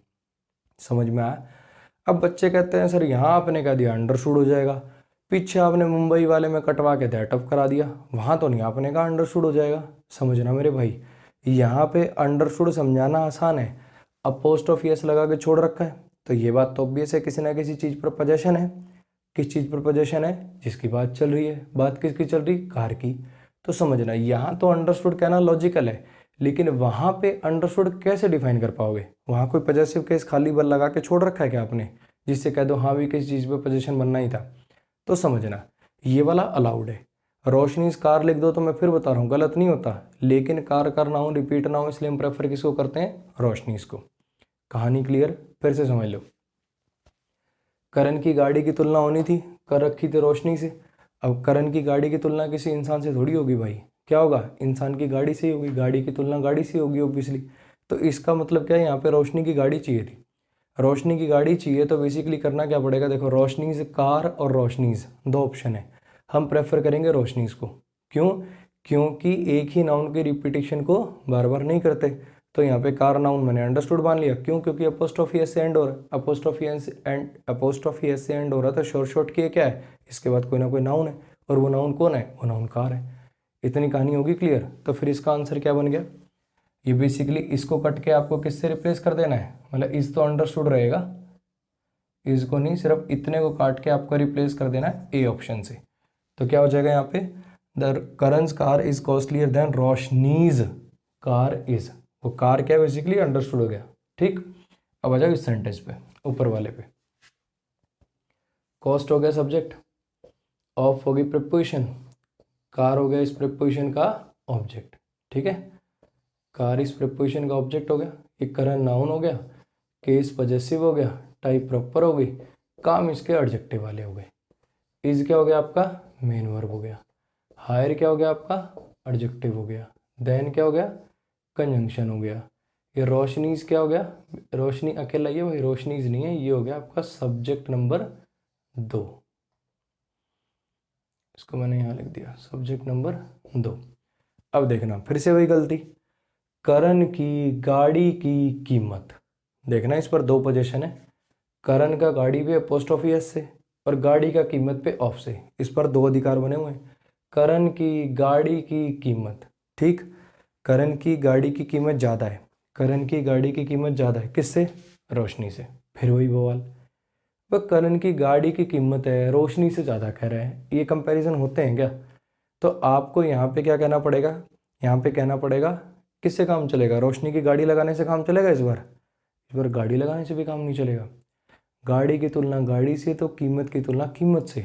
यहाँ पे आपको लिखना पड़ेगा बेसिकली आपके मन के भाव क्या हैं, आपके मन के भाव ये हैं कि the cost of Karan's car, Karan की गाड़ी की कीमत is higher than the cost of Roshni's car, मन के भाव तो यही है, हाँ के ना।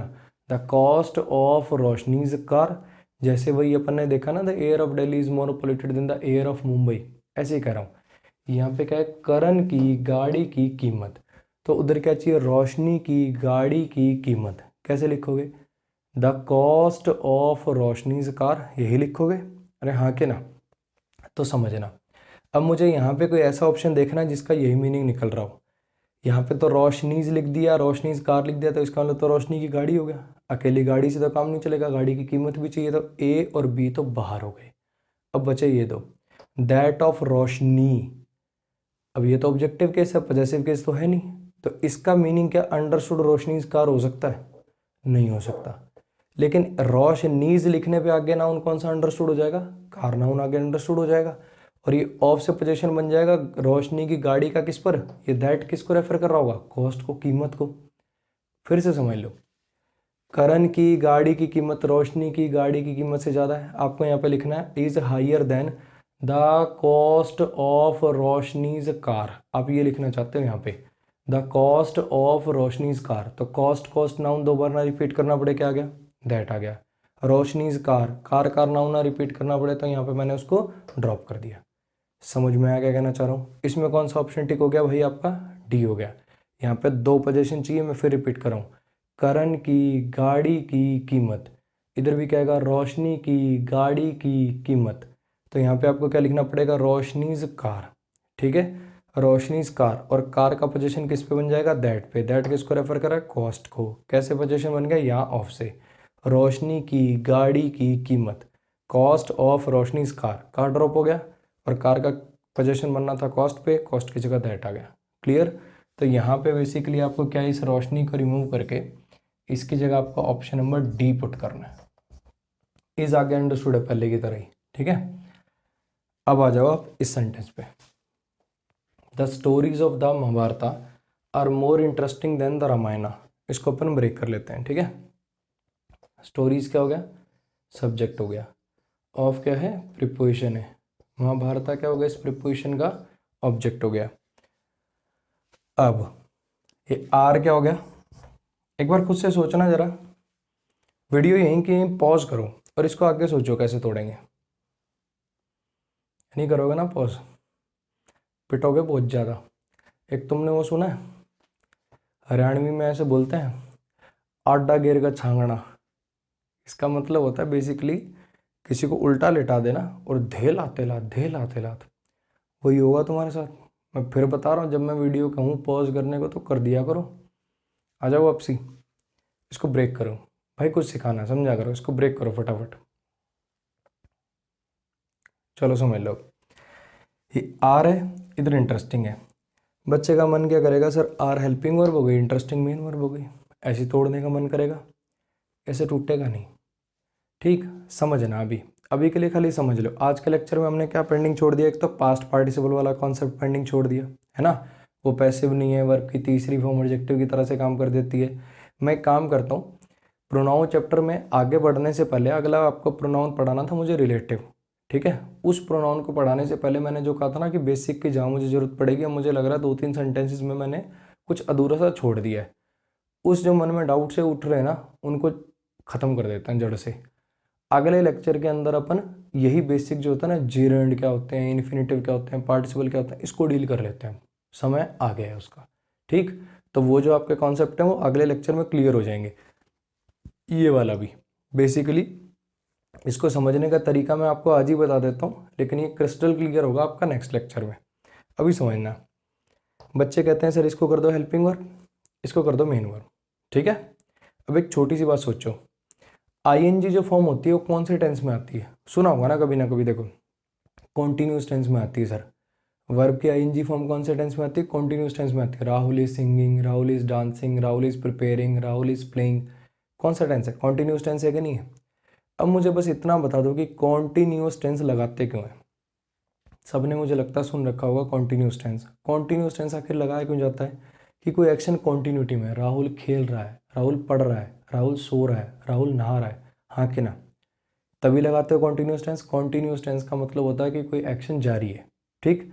अब इस सेंटेंस का मीनिंग क्या है, the stories of the Mahabharata, the stories of the Mahabharata, Mahabharata की कहानियाँ, महाभारत की कहानियाँ। अब बच्चे कई तो कहते हैं सर महाभारत की कहानियाँ कैसे हो गई, कहानी तो है वो, महाभारत में छोटे छोटे अध्याय हैं, ठीक है।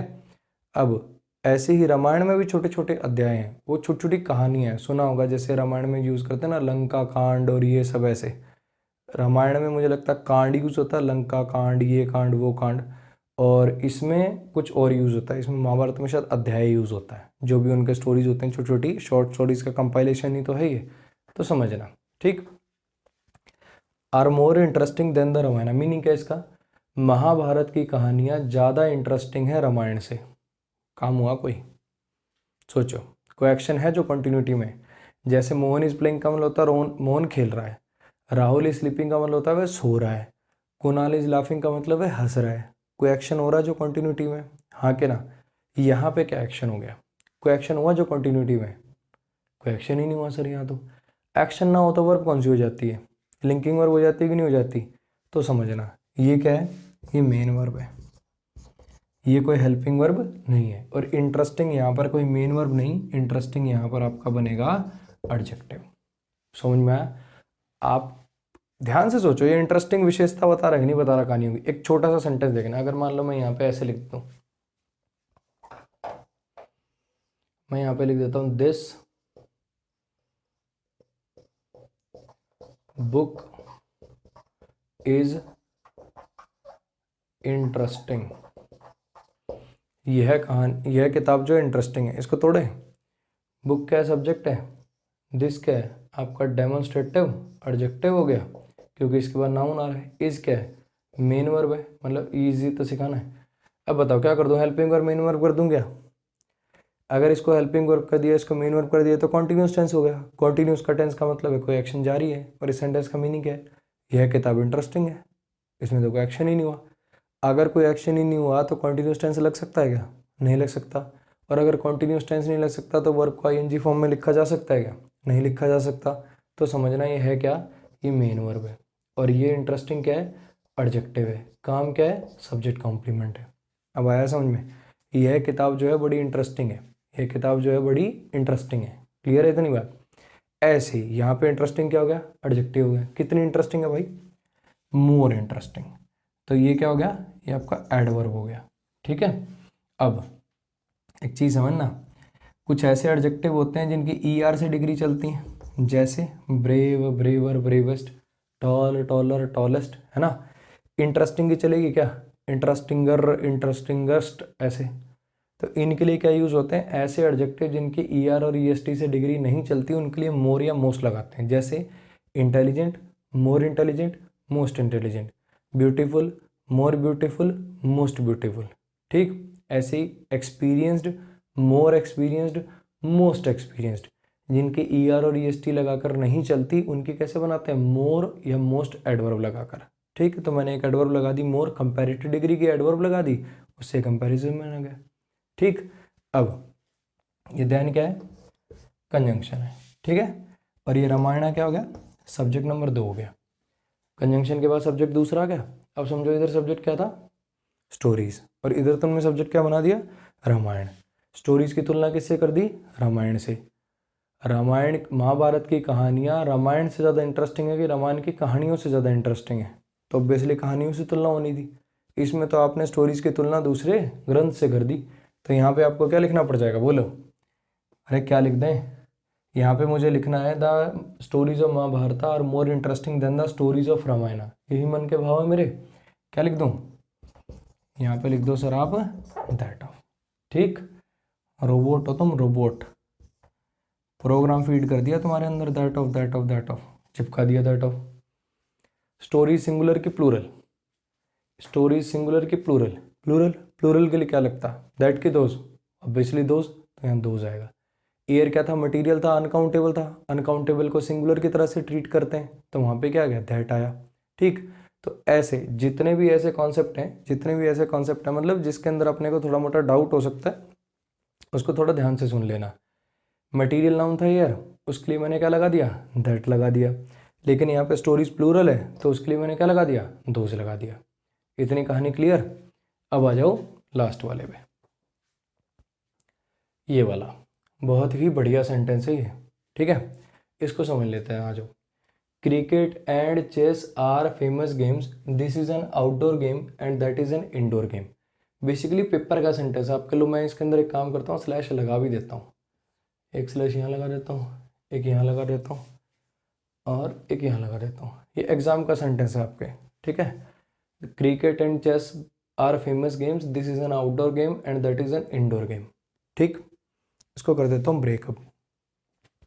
क्रिकेट सब्जेक्ट हो गया, एंड कंजंक्शन हो गया, चेस भी सब्जेक्ट हो गया, आर मेन वर्ब हो गया, फेमस एडजेक्टिव हो गया, और गेम सब्जेक्ट कॉम्प्लीमेंट हो गया। फुल स्टॉप लग गया, सेंटेंस खत्म हो गया। This subject number 2 is main verb, ये आपका subject complement, sorry outdoor game adjective, outdoor adjective हो गया, गेम सब्जेक्ट कॉम्प्लीमेंट हो गया। ठीक है, लिख दिया। एंड आना था मेरे भाई यहाँ, एंड, एंड था एंड, एंड फिर से कंजंक्शन आया। ठीक है, यहाँ पे सेंटेंस खत्म नहीं हुआ ना, ये 2 क्लॉज को ज्वाइन करना है, तो ये वाला एंड आया। दैट क्या हो गया, सब्जेक्ट नंबर 3, इसको थोड़ा सा इधर कर दूँ क्या, ये देन कंजंक्शन है, समझ जाना।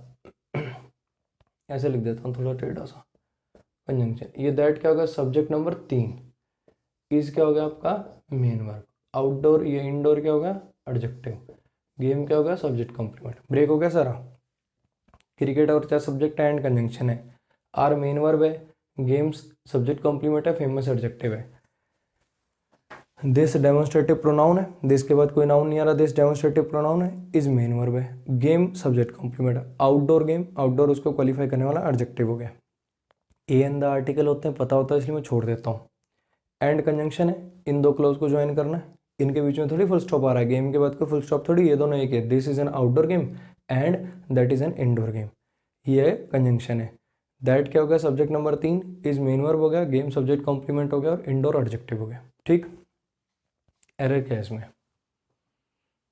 बताओ क्या एरर है। क्रिकेट और चेस फेमस गेम्स है, ये आउटडोर गेम है, वो इंडोर गेम है। लग रहा है कुछ एरर। मुझे बस इतना बताओ, दिस किसके लिए लगाते हो। मान लो 2 बिल्डिंग है, क्या कहूँ, जो पास वाली उसको क्या कहूँ, that is more elegant than that, मतलब इसके लिए क्या लगाऊँ, this is my favourite building कि that is my favourite building. पास वाली के लिए दिस, दूर वाली के लिए दैट, पास वाली के लिए दिस, दूर वाले के लिए दैट। अब ये बात पता कैसे, कन्वेंशन है ना भाई, कन्वेंशन है। पास वाले के लिए दिस लगाना है, दूर वाले के लिए दैट लगाना है, ये कन्वेंशन है ना। तो ऐसी एक और कन्वेंशन है, समझना। अगर एक सेंटेंस में दिस और दैट लिखकर दो नाउन रेफर कराए जा रहे हैं। अगर एक सेंटेंस में दिस और दैट प्रोनाउन लिखकर दो नाउन रेफर कराए जा रहे हैं तो दिस रेफर करेगा अपने क्लोजेस्ट नाउन को, दिस रेफर करेगा अपने सबसे नियरेस्ट नाउन को। तो बेसिकली दिस किसको रेफर करने लग गया, दिस रेफर करने लग गया चेस को। फिर से समझ लो, पास वाले के लिए दिस लगता है, दूर वाले के लिए दैट लगता है। कैसे जाने, कन्वेंशन है ना भाई, बना रखा है कि पास वाले के लिए दिस बोला करेंगे, दूर वाले के लिए दैट बोला करेंगे। अब पूछो सर ऐसा ही क्यों, ऐसा तो फिर मेरे भाई ये पूछना पड़ेगा तुम्हें कि सर इसको ए ही क्यों कहते हैं, बी क्यों नहीं कहते। ये तो ऐसा सवाल हो गया, कुछ चीज़ें तो फिक्स करनी पड़ेंगी ना। पास वाले के लिए प्रोनाउन बनाया डेमोन्स्ट्रेटिव दिस, दूर वालों के लिए बना रखा दैट। तो ऐसे ही अगर एक सेंटेंस में दिस और दैट दोनों आए और इनसे दो अलग अलग नाउन रेफर कराए जाएं तो दिस लगेगा पास वाले के लिए और दैट आपका लग जाएगा दूर वाले के लिए। समझ में आया? यानी ये जो दिस है इसका तो मतलब यहाँ पर चेस है और दैट का मतलब यहाँ पर क्या है, क्रिकेट है। अब मुझे बताओ ये सही हो गया गलत? भाई ये ग्रामर से तो सही टूट गया था लेकिन इसका तो मीनिंग ही गड़बड़ हो गया। इसमें आपने लिख दिया क्रिकेट और चेस दोनों ही मशहूर गेम है, चेस तो आउटडोर गेम हो गई और क्रिकेट इंडोर गेम हो गई। अब बताओ सही लिखा क्या नहीं लिखा? ये तो गलत हो गया सर। क्रिकेट इंडोर गेम कैसे हो सकती है, क्रिकेट तो आउटडोर गेम है और चेस आउटडोर थोड़ी है, चेस तो इंडोर गेम है। इंडोर गेम का मतलब जो कमरे के अंदर खेली जा सकती हो, आउटडोर का मतलब जो फील्ड वील्ड में खेली जाती हैं। तो मीनिंग गड़बड़ है, सही कैसे करें? अब एक चीज़ समझना, इस दिस को काट के दैट और इसी दैट को काट के दिस कर दूं क्या? कर नहीं पाओगे क्योंकि बीच में स्लैश लगा हुआ है। स्लैश ना भी होता तो भी नहीं कर पाते। कन्वेंशन ये है कि पहले दिस से शुरुआत करेंगे, पहले पास वाले की बात करेंगे फिर दूर वाले की बात करेंगे, ठीक है? ये तो पॉसिबल नहीं। जब ये एग्जाम में आया ना तो मुझे लगता है 1000 में से कोई एक बच्चा करके आया होगा, दिस दैट में ही घूमता रहा। उसको ये तो पता दिस पास वाले के लिए लगता, दैट दूर वाले के लिए लगता, लेकिन वो समझ ही नहीं पा रहा कि इसको सही कैसे करूँ। बिल्कुल आसान था इसको सही करना। इसमें आ रहा था ए पार्ट में, आपके पास सिर्फ एक ही चारा है इसको सही करने का और वो चारा क्या है, इन दोनों के सीक्वेंस को पलट देना। क्रिकेट एंड चेस की जगह चेस एंड क्रिकेट लिख दो, सही हो जाएगा। समझ में आया क्या कहना चाह रहा हूँ? आ जाओ। Cricket and chess are games, this is an outdoor game, that is an indoor game. आपके पास सिंपल चारा क्या है, क्रिकेट और चेस को पलट देंगे, क्रिकेट यहाँ आ जाएगा, क्रिकेट आउटडोर गेम हो जाएगा और चेस इंडोर गेम हो जाएगा। समझ में आया भाई क्या कहना चाह रहा हूँ? फिर से समझ लो, एक बार सारे के सारे दोबारा रिवाइज करा देता हूँ। तुलना जो है सेम केसेस के अंदर होती है, सेम चीज़ों की होती है, समझना। यहाँ पे तुलना करनी थी गाड़ी की, करण की गाड़ी, ठीक, करण की गाड़ी कीमती है, करण की गाड़ी की तुलना होनी है तो उधर भी कर मतलब गाड़ी ही चाहिए, तो यहाँ चाहिए थी रोशनी की गाड़ी और तुलना कर रखी थी हमने रोशनी से। रोशनी की गाड़ी लेके आना तो या तो लिखो रोशनीज कार या रोशनीज, दोनों ही सही होते हैं। प्रेफर करेंगे रोशनीज को क्योंकि कार नाउन अंडरस्टूड हो जाएगा क्योंकि अपोस्ट्रोफी एस लिख के छोड़ रखा है। नेक्स्ट, इसमें आपको तुलना करनी थी, देखो करण की गाड़ी की कीमत से, पहले करण की गाड़ी की कीमत, तो वहाँ पे भी क्या चाहिए कि रोशनी की गाड़ी की कीमत। तो एक चीज़ समझना, करण का गाड़ी पे पोजीशन कैसे बना रखा है, अपोस्ट्रोफी एस से। गाड़ी का कॉस्ट पे पोजीशन कैसे बना रखा है, ऑफ से। तो यही कन्वेंशन वहाँ फॉलो होगा। अब रोशनी का गाड़ी पे पोजीशन कैसे बनेगा, अपोस्ट्रोफी एस से, दो पोजीशन चाहिए ना, रोशनी की गाड़ी की कीमत, तो यहाँ पे रोशनी की गाड़ी आनी चाहिए, तो रोशनीज लिख दोगे तो रोशनीज कार हो गया और उसकी कीमत, ऑफ से पोजीशन बना दिया उसका कीमत पे, कीमत को रेफर करने वाला नाउन प्रोनाउन कौन सा है, दैट। क्लियर है? नेक्स्ट, अब इसमें आपको क्या बात बताई कि कहानियों, महाभारत की कहानियों की तुलना करनी है रामायण की कहानियों से। हमारे लिए कुछ नया नहीं था इसमें, इसके अंदर नई बातें दो थी। एक तो दैट तब आता है जब रेफर करना हो सिंगुलर को, लेकिन मुझे यहाँ पे रेफर किसको करना है, प्लूरल को, तो मैंने यहाँ दोज लगा दिया, ठीक है? एक छोटा सा पॉइंट ध्यान आ गया, वो भी सुन लो। बच्चे कहते हैं सर आपने इसके अंदर दैट लगाया, दोज लगाया, दिस नहीं लगाया और कहीं दीज भी नहीं लगाया, ऐसा क्यों? समझना मेरे भाई, ये बेसिकली दिस लगता है पास वाले के लिए और दैट लगता है दूर वाले के लिए, ठीक है? जब कोई चीज़ पहली बार इंट्रोड्यूस करी जाती है ना तो उसके लिए तो आप दिस लगाते हो, और जब कोई चीज़ दूसरी बार इंट्रोड्यूस करी जाती है तो आप उसके लिए दैट लगाते हो। जब मैंने कहा कि दिल्ली की हवा मुंबई से ज़्यादा पोल्यूटेड है तो हवा पहले इंट्रोड्यूस हो चुका है, तो उसके लिए दिस लगेगा कि दैट, ऑब्वियसली दैट। ऐसे ही कहानियों के लिए लगाना है। अब कहानियाँ वर्ड पहले लिखा जा चुका है, कहानियाँ तो पहले आ गया ना। अगर कहानियाँ वर्ड पहले आ चुका है तो बताओ अब इसके लिए क्या लगाऊं, दीज कि दोज, दोज। समझ में आया।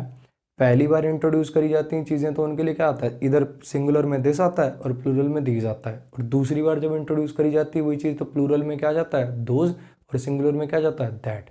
इसीलिए दिस और दैट यूज़ नहीं होते। दिस और दैट यूज़ कब हो सकते हैं इकट्ठे, इस टाइप के सेंटेंसेज में, जब एक ही सेंटेंस में दिस और दैट दोनों लगे हों और दोनों के दोनों से आपको किसी दो नाउन्स को रेफर कराना हो। समझ में आ गया। इसमें हमने नई बातें क्या सीखी थी, एक तो हमने इसके अंदर नई बात ये सीखी कि इंटरेस्टिंग जो है बेसिकली ये कोई वर्ब नहीं है। यहाँ वर्ब कैसे नहीं है, मुझे कैसे पता चला, सर आईएनजी है, आईएनजी है तो इसका मतलब ये कॉन्टिन्यूस टेंस होना चाहिए अगर वर्ब हो गया तो, और कॉन्टिन्यूस टेंस का मतलब एक्शन कॉन्टिन्यूटी में होना चाहिए, वो है नहीं।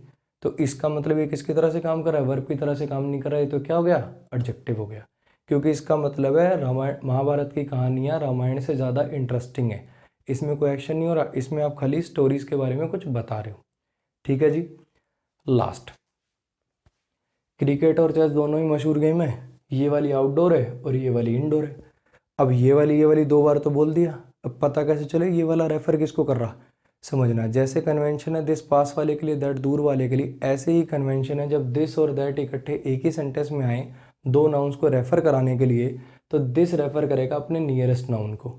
यानी यहाँ दिस का मतलब चेस है और दैट का मतलब क्रिकेट है। लेकिन अगर ऐसा मान ले तो मीनिंग गड़बड़ हो रहा है, क्रिकेट इंडोर हो रही है और चेस आउटडोर हो रही है। तो हमारे पास केवल एक ही चारा है, क्रिकेट और चेस का सीक्वेंस पलट दें। क्यों, क्योंकि ये अलग अलग पार्ट में दिस और दैट को चेंज कर नहीं सकते, और अगर एक पार्ट में हो तो भी ना करें। कन्वेंशन ऐसा ही है कि पहले पास वाले की बात होगी फिर दूर वाले की बात होगी। क्लियर हो गया। तो अभी मैं क्या बता रहा हूँ, इसके साथ अपना डेमोन्स्ट्रेटिव हो गया पूरा। अब अपन क्या करेंगे, अब कुछ बेसिक का जो पार्ट बचा हुआ उसको देख लेंगे, क्योंकि हमने प्रेजेंट पार्टिसिपल, पास्ट पार्टिसिपल, अब सेंटेंसेस वैसे मौसम बनने मतलब वो माहौल आ चुका है कि हम वैसे टाइप के सेंटेंसेस को भी देख लें। ठीक है। तो अभी जितना पढ़ाया उसको अच्छे से नोट कर लो, रिवाइज करके रखना अपना, अगले में और थोड़ा सा लेवल उठा देंगे। ठीक है मेरे भाई। मैं फिर बता रहा हूँ, जितना मैं ऑफलाइन में पढ़ाता हूँ 1.5 घंटे में उसका डबल कवर हो जाता है यहाँ पे। तो मैं तो अपनी तरफ से फेंक रहा हूँ, आप उसको एक्सेप्ट मतलब डाइजेस्ट करते रहना, साफ साफ नोट्स बनाते रहना। मिलते हैं अपन जल्दी अगले लेक्चर के साथ। ठीक है, इसको नोट कर लो अच्छे से। फिर आज के लिए इतना ही, नेक्स्ट क्लास में अपन मिलते हैं। ठीक, उसके अंदर सारा का सारा बेसिक देखेंगे, आगे दोबारा जीरो एंड इन्फिनिटिव पार्टिसिपल क्या होते हैं, क्या काम आते हैं, इसको नोट कर लो भाई अच्छे साफ साफ। ठीक है।